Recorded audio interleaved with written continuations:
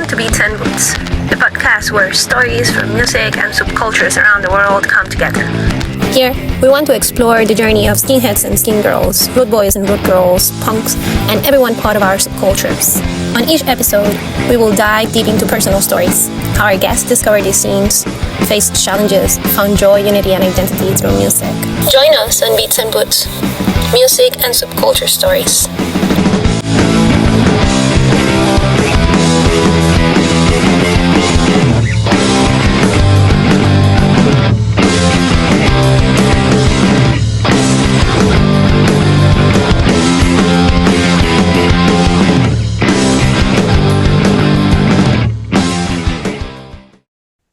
Welcome to Beats and Boots, music and subculture stories. Hailing from Colombia and now based in New York City, today's guest is a vital force in the punk, ska, oi, and hardcore scene through his work as a promoter, organizer, and supporter of underground events. He has helped build strong community ties and foster unity in both Colombian and New York City scenes. He's the founder of Authentic Productions, a project dedicated to promoting and supporting punk and oi shows in New York City. Let's welcome Jorge. How are you? Hi, how are you? I'm just gonna say Authentic Productions NYC. Thank you so much for accepting my invitation. I'm really excited to share everything that you have done for the scene throughout the years. So let's begin. Let's go back with the introduction to the subcultures. Let's start at the beginning. When and how you first discovered subcultures in Colombia? How that happened? Well, what I mean, I gotta say, since I was probably 13, 12, I was interested in a lot of the subcultural world in some level, especially the music.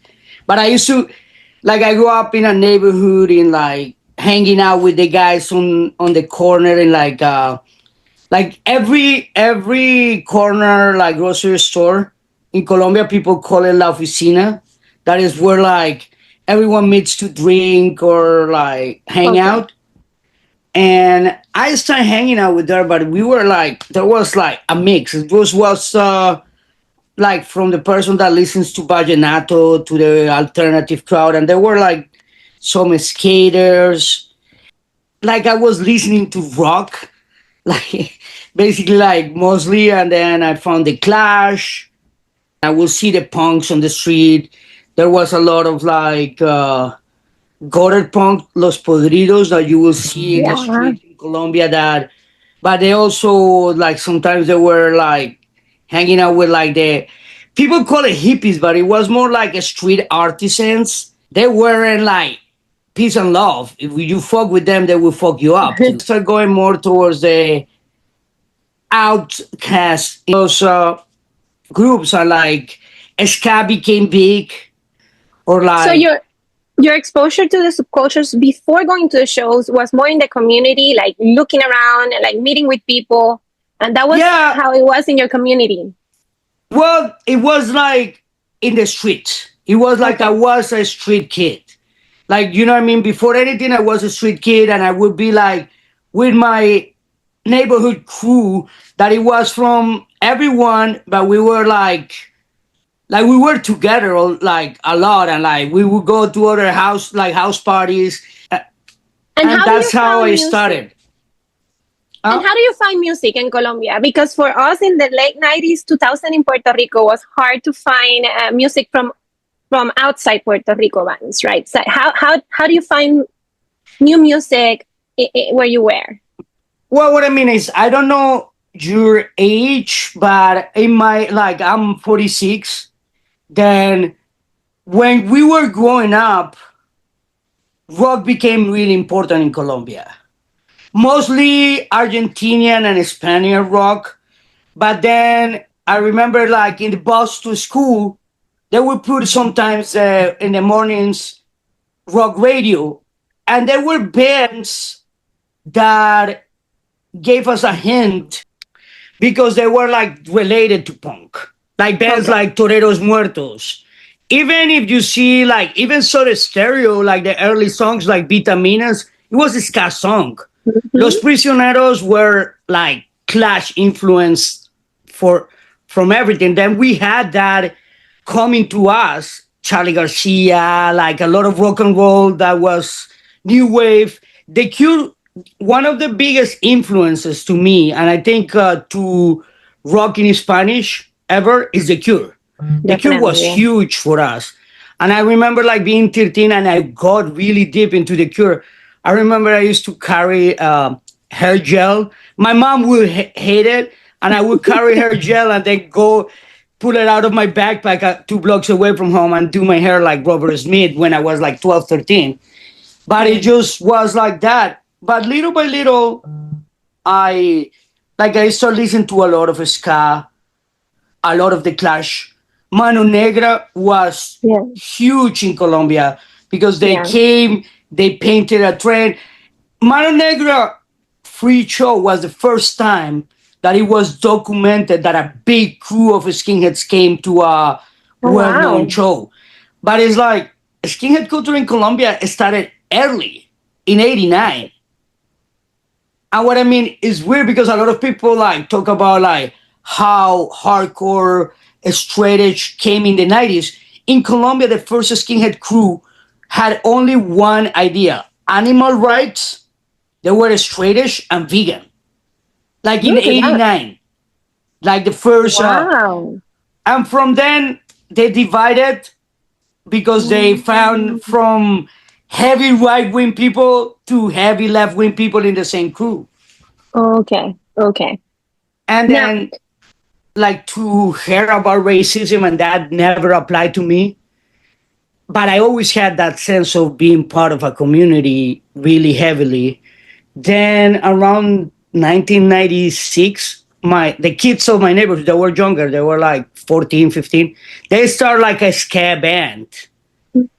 And I okay. kind of started like supporting them and I started booking shows for them. And how old were you? 17, 18. Oh, wow. Okay. So And that's how from you then, started getting involved in that part of the subculture, organizing shows at that time. yeah, there is also a important point that I always will remember. It was we had a Rock al Parque, which is a Like a big festival? fest. Yeah, it's a big fest for free, and they like it started mostly with local bands, rock bands, and they will play. And there is this band that they were like one of the first punk bands. They became more rock and like even some new metal or whatever. La Pestilencia. But I remember it's just funny because they're one of the most famous songs.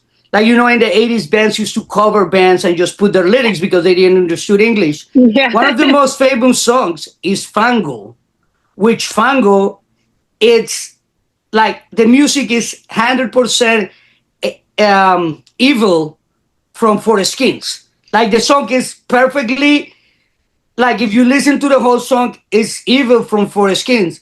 And I Oh, saw wow. 30,000 people in the pit going nuts for that song. Know what I mean? I don't think Yeah, yeah, the Forest Kings got 500 people to do it in the pit, but this song, I remember that day when that band started, it was the opening act, and the place was packed, and you just see the sides of the venue just coming down into the center like crazy to just yeah. Wow. like what we call pogo. No, and then with those kids, I start like booking shows. Yeah. But for me, it got more deeply. It was more deeply. For them, it was like they hanging out with friends. For me, in Colombia at the time, there was this association. It was done by people that were Redskins basically, and they were called Chaos and Control from the 1886.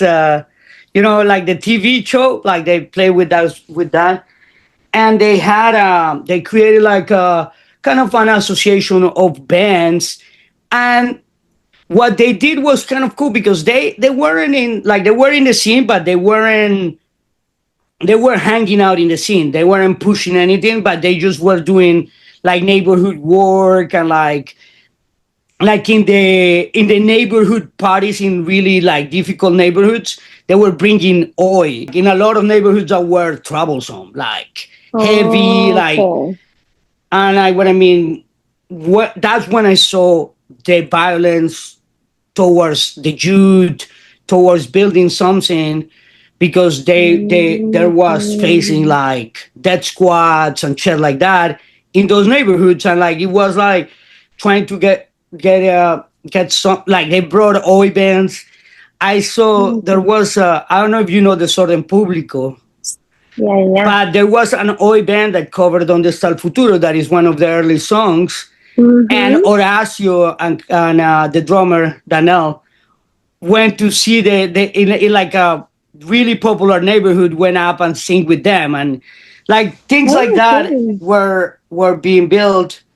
And I started working in my festival. I wanted to do like kind of bringing also the kids from other parts of the city. There was like a fest called Halloween, which was like for Colombia. It would bring like 500-600 people in a show, and like there were like at least 20 bands in Bogota.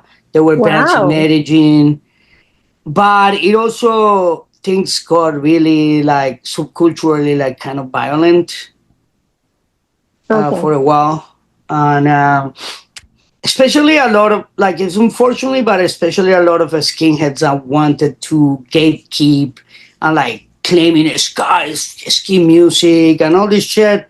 Which year Yeah. has changed, but at the beginning in Bogota there was a big problem with the limpieza social, like dead squads. They will go and kill Yeah. homeless Oh, and like wow. people that did drugs and shit. Even the hardcore scene got tainted a lot with that. Like I used to, like in 1996, I used to associate your hardcore and hardcore with like paramilitaries and people that support that shit, nationalistic people. Oh, wow. Like that changed when Agnostic Front went for first time in '98, but they had to deal with like being Vinny Stigma once told me that he was like in some places he was like, what the fuck, I'm surrounded by these guys that are all security. And but Wow. all these things drove me to to build something and try to unite people. I have a festival called Escándalo Santo in '98 was, and when I did Escándalo Santo, like things were so hard in Colombia to travel or anything that, Ida was born in '86, '87, no, '84, somewhere around that. And in 1998, To My Fest was the first time they came to Bogota. That's what I Oh, mean. wow. Like a lot of people is like, that's crazy now. And at that time, it's like, and they came not by airplane. They came in a bus. I Wow. remember like I paid them was with like giving like to the guy that was letting us save money to cook food for them. You know what I mean? Wow. And like, Yeah, yeah, yeah, yeah. and Yeah, Colombia is that's, huge. but you drive to the weather. But for Yeah, example, yeah. people sometimes is like, "Oh, you're from the Caribbean, you love heat." I'm like, "No, I'm from the fucking mountains. I hate heat." And I'm No, like, "Oh, how was living near the ocean?" And I'm like, "You live in New York, and you're telling me how I was living near the ocean? We're 24-hour drive from the ocean." wow. Yeah, yeah, yeah. Well, I come from a little island. Like you drive Yeah, 15 minutes anywhere and you find the coast. yeah, yeah. No, So yeah, no, no. The proportions of the scene in Colombia I have here is huge. Like they are big it and very it active. is big, but I think things are getting more normalized. Like punk is not like it's not underground anymore in some level. Oh, Punk okay, is okay. mainstream. Punk changed society. Like you see people like even in offices quoting punk. And what I mean, there is a guy that used to be a skinhead that is a minister in Colombia. Now, But it also now is more working class than ever. When now let's reflect on when you moved to New York City, right? How did you find your place in that new scene? Did you face any challenges transitioning from one country to another, finding the people in New But York, I or you mean, moved knowing people already? it is funny because I moved to the U.S. For personal reasons, and when I tried, my sister lived in Pennsylvania, but then my parents is like, we lend you the money to move out of the house because I couldn't live in my house anymore. Um, then, but the only condition is you gotta go to your sisters and do your life.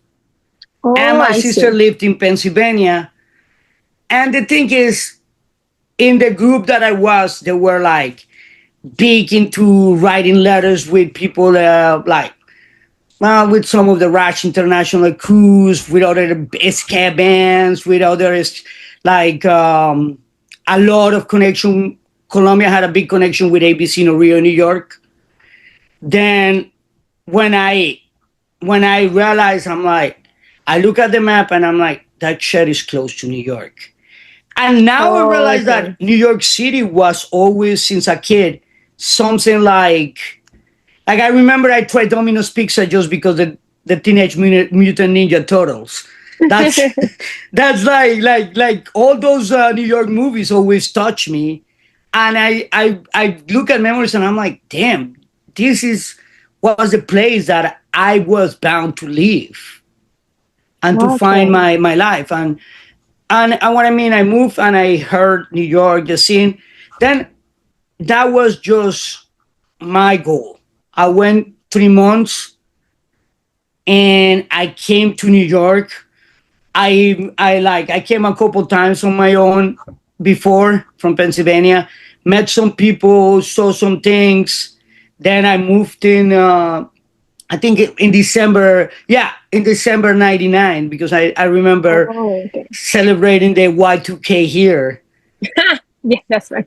which was hilarious because we got drunk with some punks and we bought fake like the non-alcoholic champagne, and we start like throwing at each other to in front of the cops, and they put us towards the wall, and then the lieutenant just grabbed that shit and exploded in the floor. It's like, it doesn't have alcohol, and they left. They just he was like, these fucking kids make fun of us, like make us waste time. Everything that I like, when people is like, you're still in that shit, that skinhead shit, I'm like, this is my life. This is not, it's not Yeah, even a choice. there's a lot of misconceptions about skinheads and the movement. It is, and the subculture, right? And a lot of people who do not get informed about the history and the roots of the movement, and that's one of the important things about this podcast is educating and talking about the reality of the roots of not only the skinheads but the punks and on all the subcultures. But the skinhead subculture is rooted in multiculturalism. um, Yeah, not and just and saying, not accepting taking a stand and absolutely let know people that you do not absolutely not accept that kind of ideas in the places that you are this is a forum that definitely promotes and is against all type of prejudice and understanding the rule to educate and make a change absolutely but not to accept in any way, right? And yeah, the skinhead subculture have been marked for it, and it's hard. It's something that we will carry, but it's important to know that not all of the skinheads are involved in that, yeah. and the roots definitely were not um, For through example, I that. was gonna say, I don't think this was a choice. I think this life chose me, and it was my path. Like what I mean. It's just it became inherently of my everyday, even in tattoo subculture, even in hardcore, in punk. It just became like what I mean. It has given me even a place to stay. You know what I mean? I had like landlords that are into punk and hardcore that knew me because like my credit check was oh, you have done business with us in the scene, or like tattooers and shit like that. And that's my credit check. It worked a lot better than being good at paying bills. So let's talk a little bit about Authentic Productions. How did it started, and how you put it together? The name Authentic came even from before I like it, the name, and in Colombia I started like a supply and tattoo books thing, and I had called it Authentic Supply, and Okay. then with the years, the thing is I left New York for almost 10 years because of at certain point I had problems with drugs and alcohol, like in around 2006. Then I moved away and to take care of that, and like right now I've been sober for almost 13 years.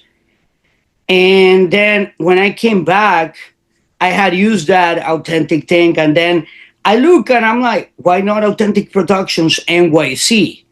That's what I mean. I have other ventures, but with Authentic Productions, the NYC is important because for me, first of all, New York City is important, really important. I think it's one of the biggest loves in my life. The most toxic relationship I ever had, but it's it is. Then um, when I came, I remember I was starting to like book shows here and there, like knowing people. I remember like I once I needed a place for a band from Colombia that came, Raw Brigade, and then I went to a venue called Brooklyn Bazaar, and they guys, yeah, you can have the room, and I'm like, it was one of the most important venues, and people kind of knew who I was and just have it, and then I had my 40th birthday was coming up in 2019, and I'm like, I want to book a show for my birthday, and then Okay.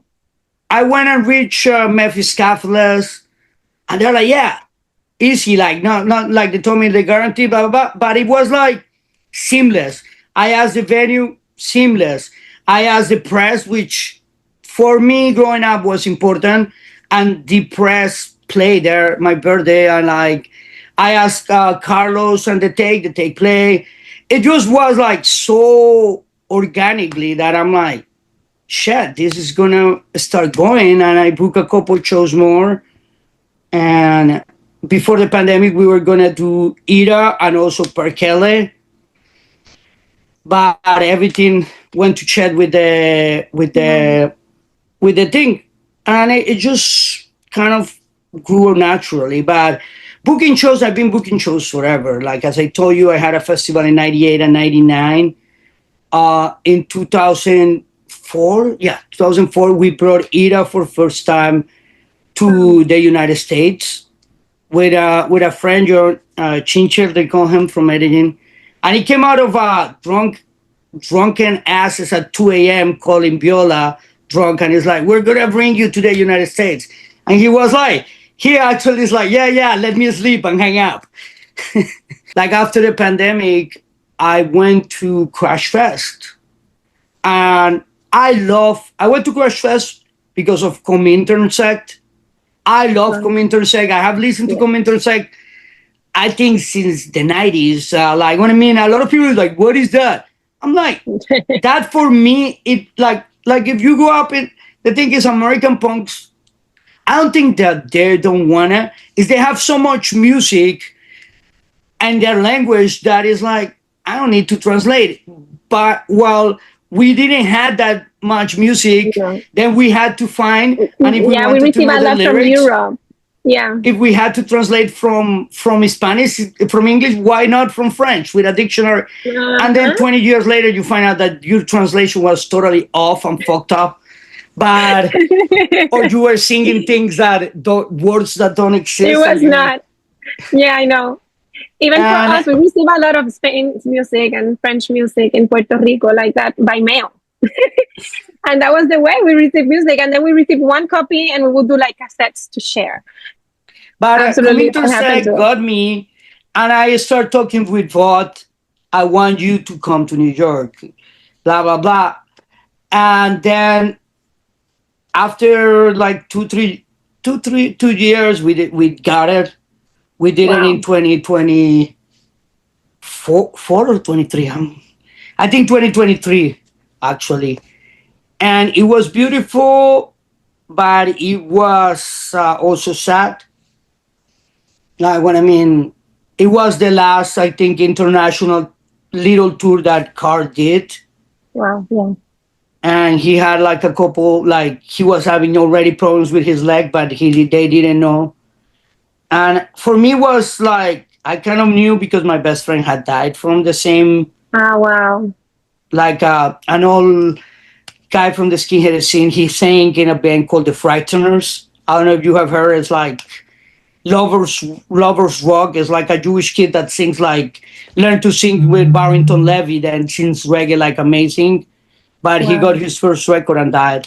But anyway, it's like that those shows, they trust me. I drove them, and it also is like it was cool because seeing your heroes, basically like the bands that, and I want to mean they're a band that for Absolutely. me are at the level of Oppress, Cox Power, and everything.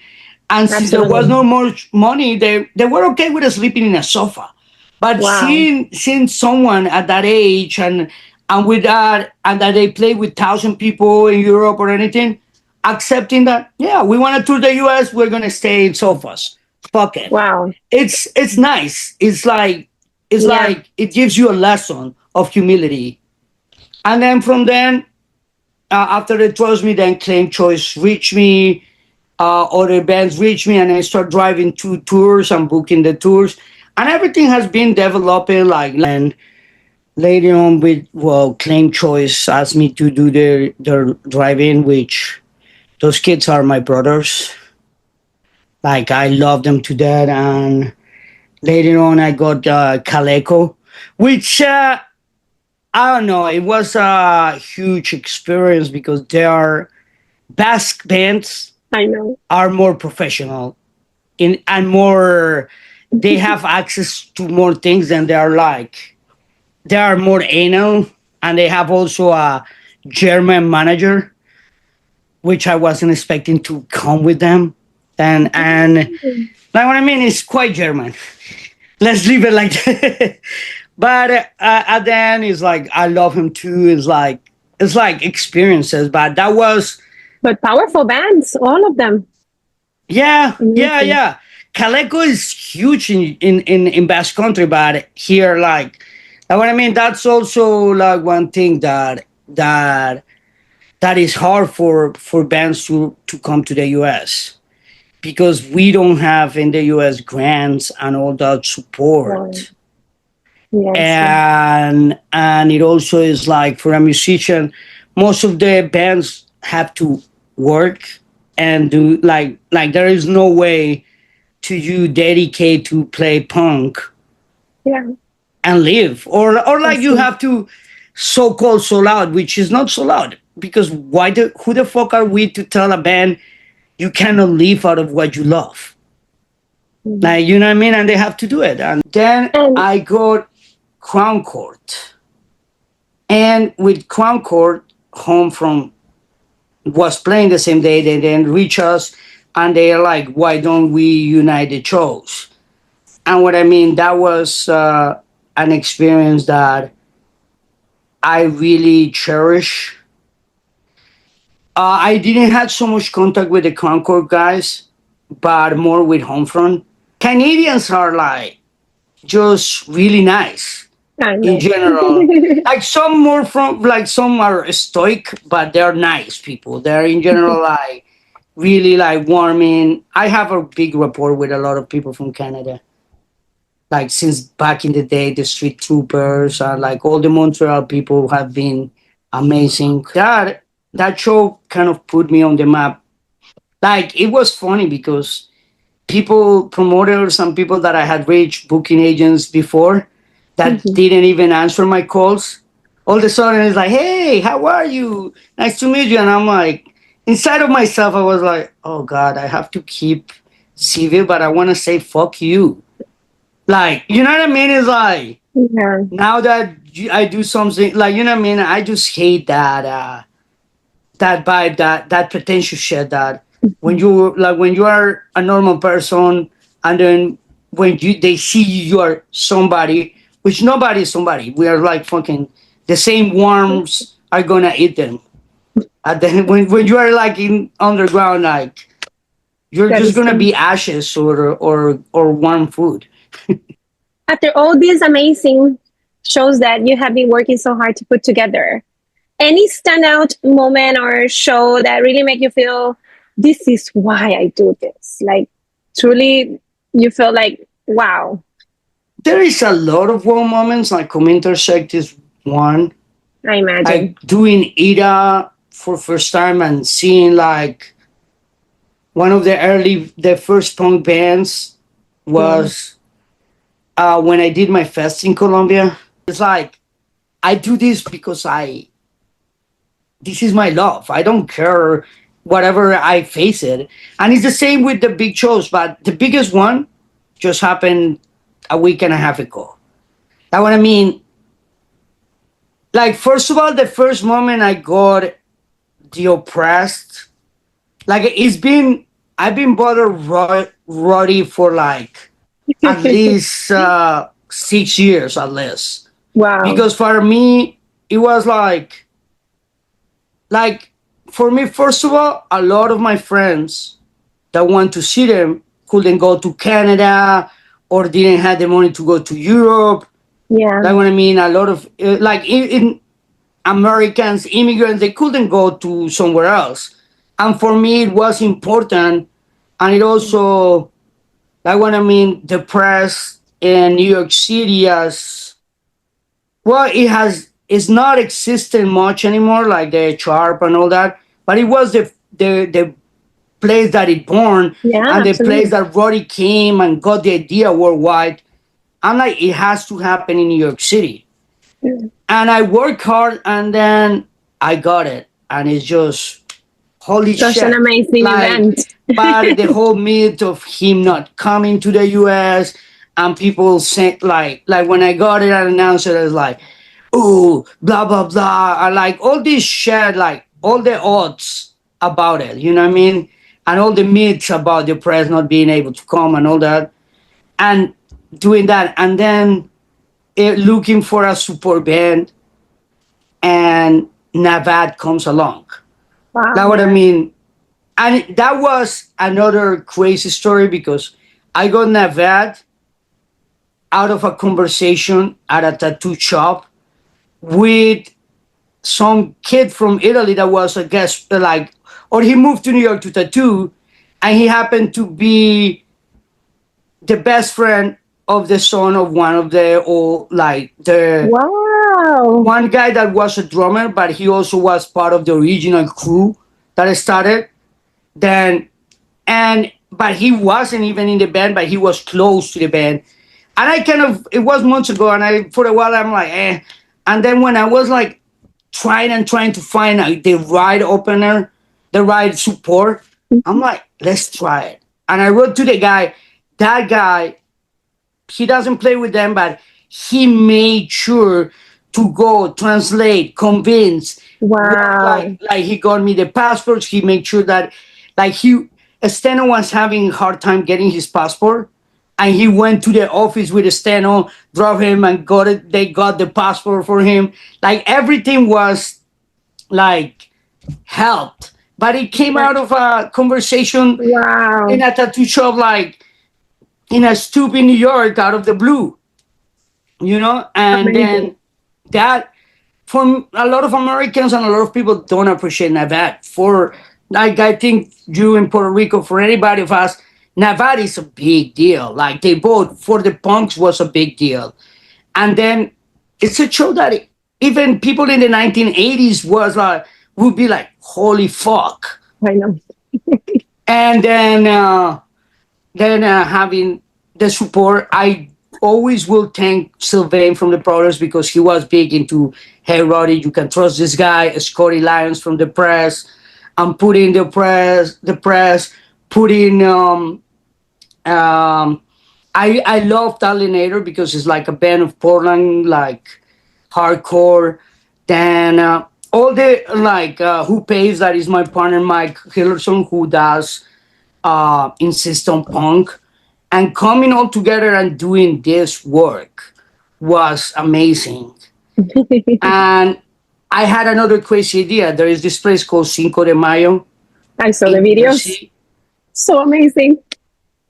and it was like so nuts because I get like all like goosebumps and shit from that one. I called Nishat, the guy that does booking there, and I say, hey, dude, I'm gonna do a surprise show there. I had done the Oppressed one was even before program than the Mess.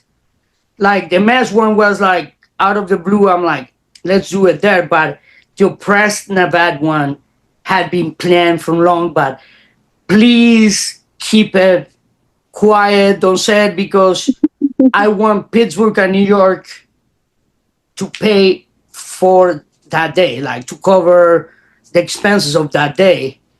Then, and I did Pittsburgh because no time, to be honest with you, right now is the, like some bands speak, but Adam is an outspoken about racism really heavily and shares a lot of the beliefs of the oppressed.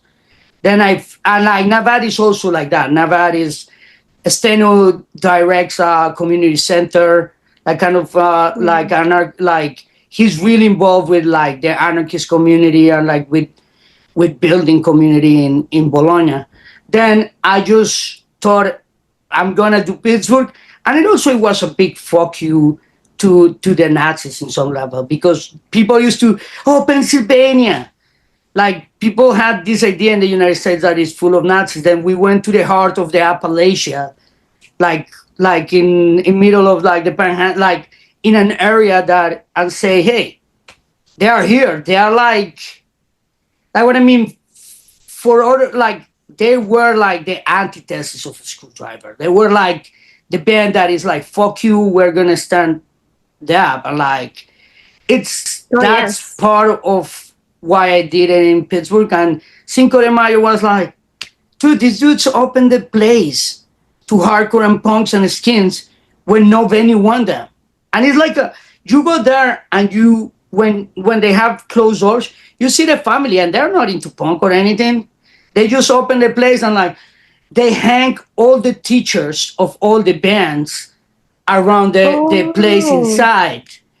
And lately, when the shows are kind of getting bigger, they've been using the parking lot if the weather. And what they do is they close the parking lot with cars around, so people pay the like to to go in. support. And but it's and like the neighborhood is like welcoming. No, it was amazing. I saw the videos. Amazing show. Like the vibe and everybody was having an amazing time. Truly. Yeah, and it was funny because even the police came for a minute, and but outside, and they were like. They were like, just please don't drink outside. Make sure that people Okay. don't drink outside. They were they're like, we don't have noise complaints or anything. Just make sure that we don't have.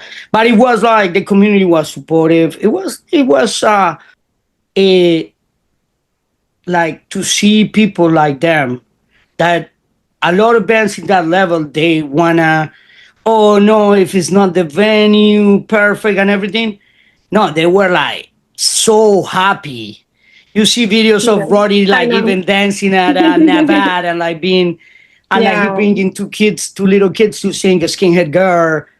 And like what I mean, it was a really beautiful thing. And when I called Nishat, she's like, are you fucking nuts? I'm like, yes, I am. Like what I mean, I am. And what I mean, there is no money that pays that fucking experience. And that I'm sorry, I feeling. use the F word because it deserves it there. It's like there is no money that pays that. Absolutely.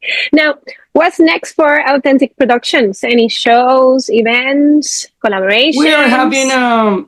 we're having a big fest in July. Yeah. We have it's On the the thing streets is again, right?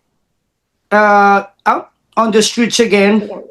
it started out of, it's funny because that show, I thank Beton Army and Liberty and Justice for that fest in some level, because I had the Really? Prowlers playing the day before, the day after, and somebody reached me like, Liberty and Justice and Beton Army are need a show on that Friday. And I had Saturday, and I'm like, let's fucking make it a fest.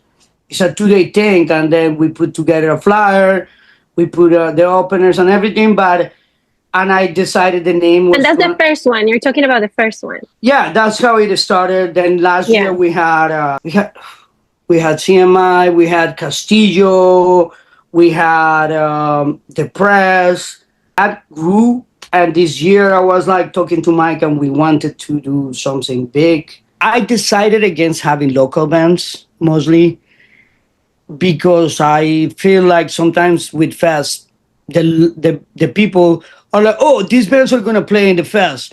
Might as well not go to the local shows. And what I mean, I understand when you get older, you wanna go to less shows, but those kids, like where they get the money for rehearsal and anything, is at the small shows. We got a Sometimes it's pre-show with traveling. Albilda, which I'm super excited. I love that band. It's gonna be 4 days of fun, and that's Amazing. that's like what I mean. Yes, I hope we get some money to continue and everything, but more than that is I want like to everyone that comes to have a fun time, like to make it a gathering of friends, of bands and chat when every year, and that's like for me that's what pays the. It's a lot of work. I'm not gonna lie, and it also is like it's funny because people might like somebody's like, where do you get all that money? And I'm like, dude, you don't want to know, because it's like making sure things work, because I don't. I'm just an immigrant that works hard. I'm not like like what I mean. I don't have millions of dollars in my bank account, or I don't know. We were joking one day with Phil Templar, like the oil millionaires, because it's just funny how people think people make money out of this, and it's just love. Like it's not like something that makes money, and I'm glad that I can survive sometimes with the tours and driving, but I'm also glad that people don't make a lot of money, because it just will change and corrupt the what it is this. How do you see the future of the underground culture in New York City? Like, do you see we're heading into a And New good York City is a place? tough place. New York City is a tough place, and I sometimes, if bands from outside will help us more, because a lot of bands see the name New York City and they think there is going to be money there. And the fact of the matter is, if you're Cook Sparrow, there is going to be money there.